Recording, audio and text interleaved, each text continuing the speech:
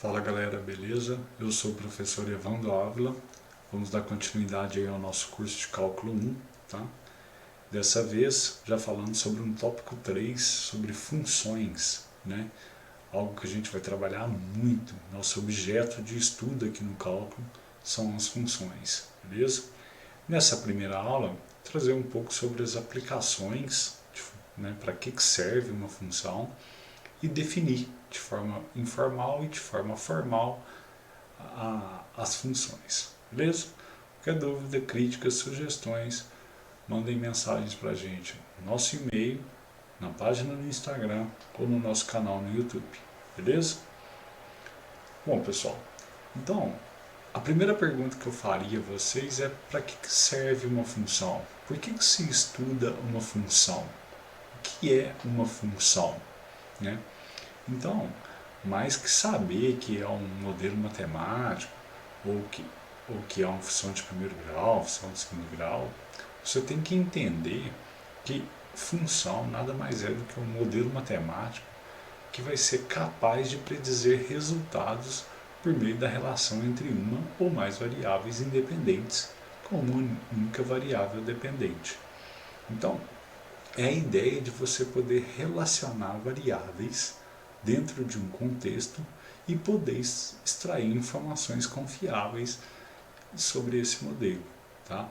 Então, por exemplo, o preço a pagar por uma compra no supermercado depende da quantidade de produtos que foram colocados no carrinho. O número de bactérias presentes numa colônia depende do tempo.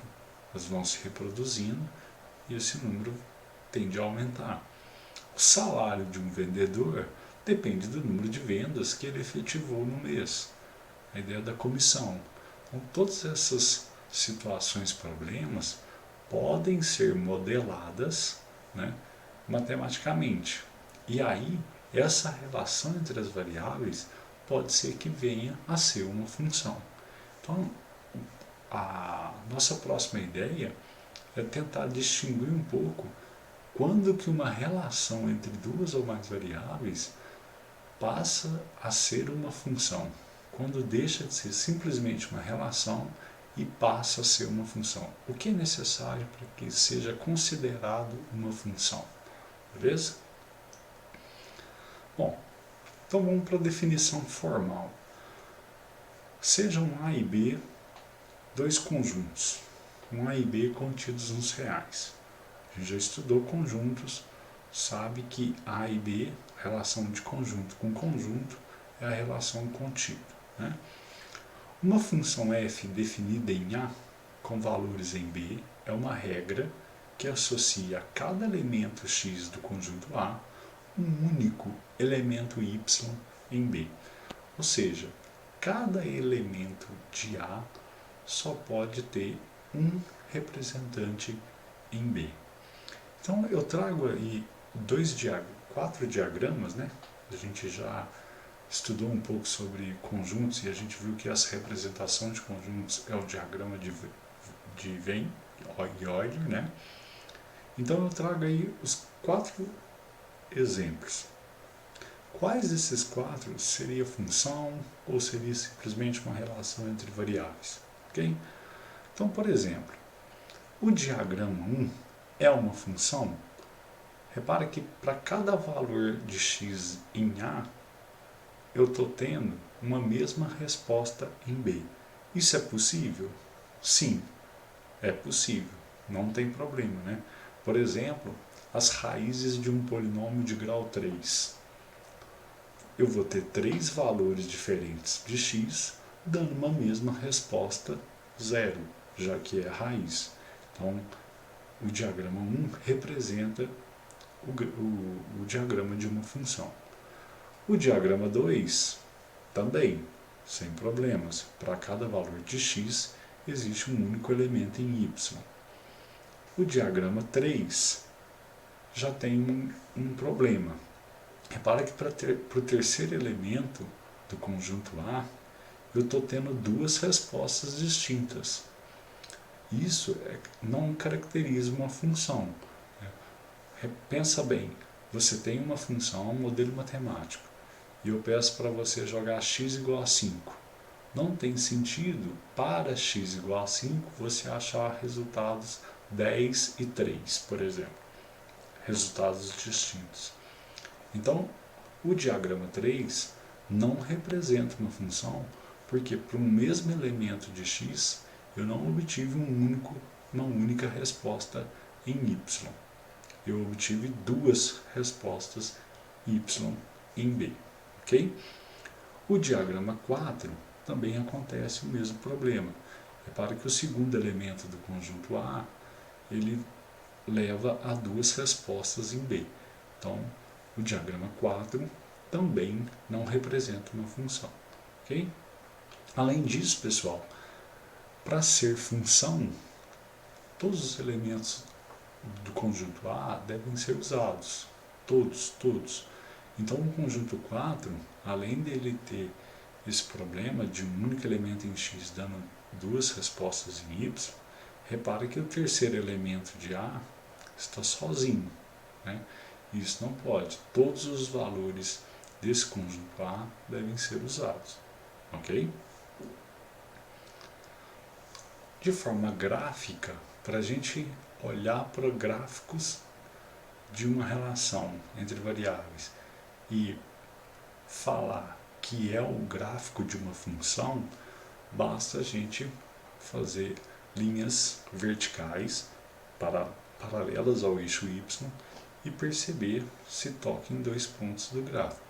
Então, por exemplo, nesse primeiro gráfico, representa o gráfico de uma função, porque toda linha paralela que você fizer ao eixo y, essas linhas vão tocar em um único ponto o gráfico.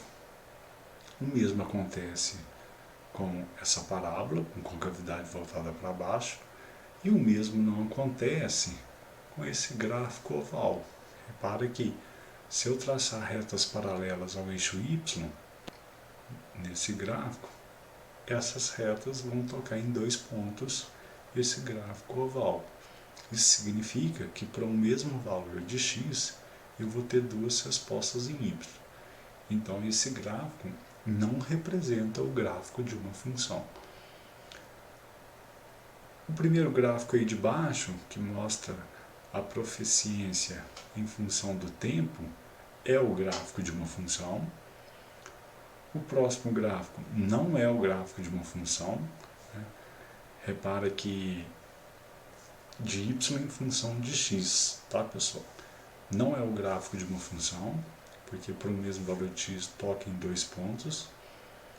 E o último gráfico representa o gráfico de uma função até conhecida da gente, a gente vai relembrar um pouco dela, que é a função de primeiro grau, tá bom? Bom, pessoal, a notação de função. Uma função f é definida, sai de um conjunto A e chega num conjunto B. Você pega elementos x do conjunto A e obtém como resposta valores de y em B, tá bom? E a variável x é chamada de independente. E a variável y é chamada de dependente. Dependente de quem? De x, tá? Então, por isso que a gente costuma dizer assim, y depende de x, ou y está em função de x. Matematicamente, a gente traduz escrevendo y igual a f de x, né? A tradução da matemática para essa frase, y está em função de x, é escrever y igual a f de x. Então, por isso que em alguns momentos você pode encontrar escrito assim, y igual a 3x menos 10, ou y que depende de x é igual a 3x menos 10, ou simplesmente f de x, mostrando que y, se depende de x, é uma função de x, igual a 3x menos 10. Essas três expressões são válidas, tá? E cada uma delas para deixar mais claro ainda essa ideia de dependência de y em relação à variável independente x. Ok?